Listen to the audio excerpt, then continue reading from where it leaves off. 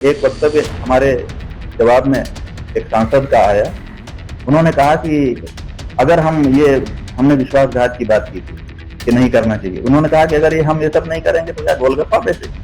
तो इसका मतलब वो मान के चल रहे हैं कि हम ये सब करने के लिए ऑथराइज्ड हो चुके हैं। हम तो राजनेता हैं, हम तो कुछ भी कर सकते हैं। हमारे लिए पाप क्या होता है, हमारे लिए पुण्य क्या होता है। तो जहां ऐसी मानसिकता हमारे देश के नेताओं की बन चुकी हो, वहां पर इतना करोड़, इतना करोड़, इतना 100 करोड़ दे दिया, ये कोई बहुत बड़ी बात है, हम नहीं समझते। किसी व्यक्ति को किसी पद पर बैठाया जाता है और उसको शुभकामना देने के लिए अगर कोई पत्र लिखता है, तो क्या वो शुभकामना पत्र लिखने वाला व्यक्ति उसको बनाने वाला बन जाता है? प्रियंका गांधी वाड्रा ने क्या हमको शंकराचार्य बनाया?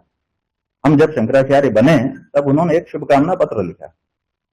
जब आपके देश के प्रधानमंत्री का शपथ ग्रहण समारोह होता है, वहां विपक्ष के नेता बैठे रहते हैं, तो क्या वो बनाने के लिए बैठे रहते हैं? इतनी सी बात आप नहीं समझते हो और आप आगे बढ़ाते हो और हमसे भी आकर के प्रश्न पूछते हो। जब प्रियंका गांधी वाड्रा ने पत्र लिखा, उसी समय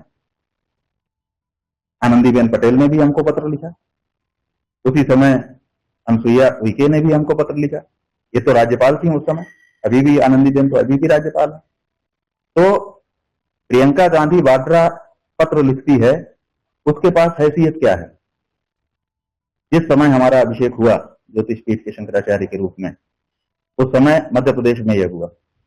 मध्य प्रदेश के मुख्यमंत्री शिवराज चौहान थे, भाजपा के थे, वहां आए हुए भी थे जिस जगह पे ये कार्य हुआ। उसके बाद प्रधानमंत्री नरेंद्र मोदी जी थे, बहुमत के प्रधानमंत्री 2-0 वाले थे, ये 3-0 वाले नहीं, 2-0 वाले, 300 पार वाले प्रधानमंत्री थे। उन्हीं के पार्टी की उत्तर प्रदेश की राज्यपाल आनंदीबेन थी, उन्हीं की पार्टी की अनसुईया उइके छत्तीसगढ़ की राज्यपाल थी, और दूसरे बहुत सारे दूसरे नेता थे जो अलग अलग मंत्रालयों में थे। इन सब की उपस्थिति में इन सब के पत्र हमारे पास आए, तो क्या इन सब लोगों ने हमको मिलकर बनाया होगा कि प्रियंका वाड्रा ने? किसके पास ज्यादा ताकत थी, आप बताओ? उस समय सत्ता में जो लोग थे, प्रदेश और देश की और राज्यपाल जैसे संवैधानिक पदों पर बैठे हुए लोग थे, उन्होंने जो पत्र लिखे उसमें ज्यादा ताकत थी कि प्रियंका गांधी वाड्रा के पत्र में ज्यादा ताकत थी? बताइए। तो जब जब सब लोग लिख रहे हैं, उसी में प्रियंका गांधी वाड्रा भी है, वो भी देश की नागरिक है, वो समझती है कि शिष्टाचार क्या होता है। शंकराचार्य जी के नए शंकराचार्य का अभिषेक हुआ है, तो मुझे भी एक शुभकामना का पत्र भेजना चाहिए, प्रणाम अपना भेजना चाहिए, आशीर्वाद देना चाहिए। तो जैसे सबने भेजा, सभी नेताओं ने भेजा, वैसे उसने भी भेजा। इतने मात्र से, एक शुभकामना पत्र को दिखा देने मात्र से आप कह दे रहे हो कि उन्होंने हमको बना दिया और वो जो कह रही है वही हम कर रहे हैं। तो अगर पत्र जिसने हमको भेजा वो जो कह रहा है वही कर रहे हैं, तो भैया हमको तो पत्र बड़े बड़े लोगों ने, अभी हमने नाम गिना दिए कुछ, उन्होंने भी भेजे हैं, तो वो भी जो कह रहे होंगे वही हम कर रहे होंगे। ये आशय क्यों नहीं निकालते हो? तो ये सब बातें ऐसी हैं, ये मतलब बहुत मूर्खतापूर्ण बातें हैं। आप पूछ रहे हो, यही हमको आश्चर्य। खैर, पूछ लो आप। उन्होंने क्योंकि अपशब्द तक आपके लिए बोल, ठीक है ना, अपशब्द बोल रहे हैं, तो उन अपशब्दों को अपने कैरियर पर चढ़ा करके फैला तो आप रहे हो ना, कोई बात नहीं, आगे पूछो। आप बजट भी पेश कर, बजट पेश हुआ है आज, और उसमें जो गठबंधन की भागीदारी पार्टियां, उनको 50,000 करोड़ रुपए की सीधी सहायता देने की बात इस बजट में कही गई है, क्योंकि ये भागीदारी की सरकार है। कैसे देखते हैं कि विकास चौमुखी की बात की जा रही थी? देखिए, बात यह है कि सब जानते हैं कि जब लचर सरकार, माने बहुमत जब नहीं मिलता है किसी पार्टी को, तो हर पार्टी जिसके पास ज्यादा नंबर होते हैं उसको दूसरी पार्टियों से गठबंधन करना पड़ता है, और गठबंधन तो सौदेबाजी से ही होता है। और जिन लोगों से हुआ है वो कोई ऐसे उनके स्वाभाविक सहयोगी नहीं थे, पहले टकराहट हो चुकी थी, एक दूसरे के ऊपर आक्षेप प्रत्याक्षेप हो चुके थे जो आप लोगों के द्वारा मीडिया में चलाए गए। तो ऐसे जिनके साथ हमारे आक्षेप प्रत्याक्षेप हो चुके हैं, सीधे नाम ले लेकर के जिसके यूज हम कर चुके हैं, अब शब्द हम बोल चुके हैं, उनके साथ हमको गठबंधन करना पड़ रहा है। इसका मतलब प्रेम भाव से तो हो नहीं रहा है, कहीं न कहीं सौदेबाजी से ही हो रहा है। अब वो सौदेबाजी दो तरह की होती है, कुछ अंदर से होती है, कुछ बाहर से होती है। आजकल अपने देश में चलन पड़ गया है कि अगर रजिस्ट्री कराने जाओ, बातचीत करो किसी से, तो कहता है कि कितना 1 नंबर से, कितना 2 नंबर से, है ना? तो कुछ लिखा पढ़ी में आ जाता है और कुछ बिना लिखा पढ़ी में रह जाता है।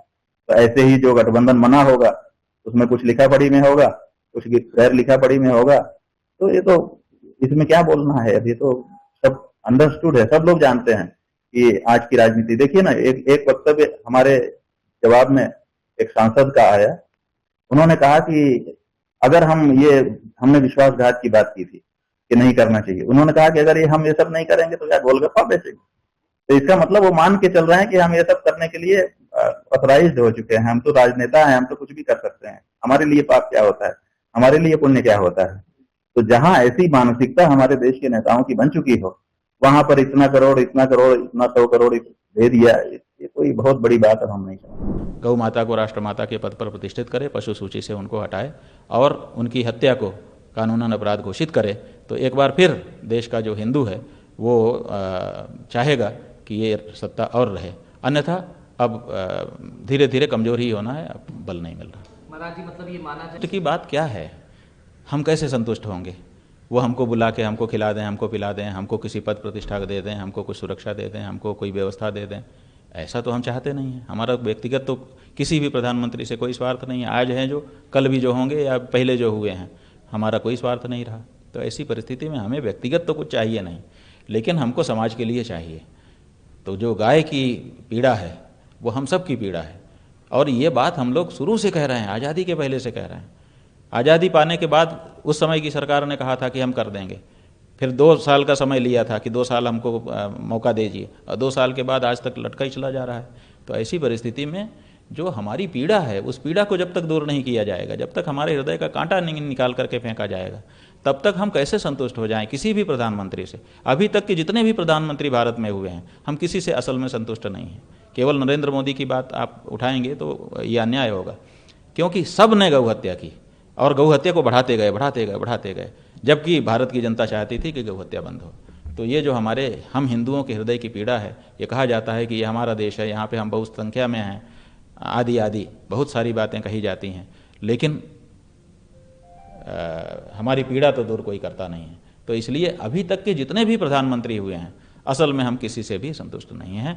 अगर कोई ऐसा प्रधानमंत्री आएगा जो गौ हत्या बंद करेगा, तो निश्चित रूप से हम उससे संतुष्ट होंगे और दिल खोल करके आशीर्वाद देंगे। महाराज जी, विपक्ष में भी तमाम नेता हैं बड़े, अखिलेश यादव सरीके, राहुल गांधी का भी नाम लिया जाता है, अब तो नेता प्रतिपक्ष हैं वो लोकसभा में। आपको क्या लगता है कि इन विपक्ष के तमाम नेताओं में से आगे आने वाले दिनों में प्रधानमंत्री के पद पर कौन सुशोभित हो सकता है, और कौन हिंदुत्व की बात को आगे बढ़ाएगा, कौन भारतवर्ष के एजेंडे की बात आगे? देखिए, बात यह है कि जो भारत देश के अल्पसंख्यक लोगों की जो पीड़ा है उसको समझेगा, और जो यहाँ के अल्पसंख्यक हैं उनकी भी उपेक्षा नहीं करेगा, उनको भी समान अधिकार देते हुए लेकर के चलने की बात करेगा, वही आगे प्रधानमंत्री बने।